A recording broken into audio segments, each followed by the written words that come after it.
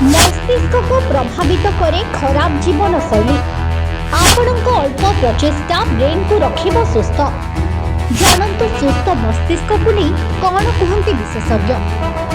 खराब जीवन शैली एवं खाद्यपेय जो मस्तिष्क दुर्बल होगा लगे एवं स्मृति शक्ति धीरे धीरे दुर्बल होगा लगे, जहाँ फल अल्प समय चिड़ी जीवा व्यस्त हो पड़ा भली अनुभव हुए।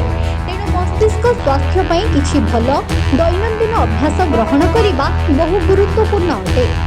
स्वास्थ्य विशेषज्ञ परामर्श अनुसार व्यायाम केवल आपणक शरीर पाई नुहे बरं आपणक मस्तिष्क पाई मध्य लाभदायक। पहरिबा, जॉगिंग, चालिबा एवं साइक्लिंग भली नियमित एरोबिक व्यायाम आपणक स्मृति शक्ति को उन्नत करि परिबो एवं मस्तिष्क वार्धक्य प्रक्रिया को धीर करि परिबो। आपणक खाद्य सीधा सड़ख आपणक मस्तिष्क स्वास्थ्य को प्रभावित करे। आपणक खाद्य सबुज पनीपरिबा, फल, शस्य, प्रोटीन एवं ओमेगा 3 फैटी एसिड सामिल करंतु। जदि आपणक शरीर में स्ट्रेस हार्मोन कॉर्टिसोलर मात्रा अधिक थाए तेबे एहा आपणक स्मृति को क्षति पहुंचाई पारे। तेणु चाप कमाइबा पई योग, ध्यान एवं व्यायाम करंतु।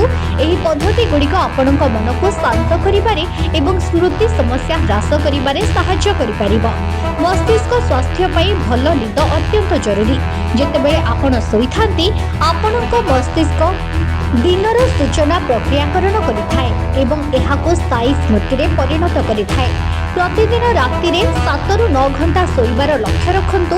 भल निद बिना आपणक मस्तिष्क ठीक भाव में कार्य करिबो नाही। एही सरल एवं प्रभावशाली पद्धति गुड़िक आपणक स्मृति शक्ति को उन्नत करिबारे सहायता करि परिबो। ब्यूरो रिपोर्ट, खबर टुडे।